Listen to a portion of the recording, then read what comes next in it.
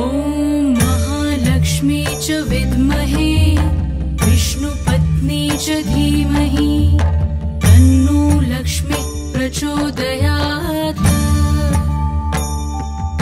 ॐ महालक्ष्मी च विद्महे विष्णुपत्नी च धीमहि तन्नो लक्ष्मी प्रचोदयात्।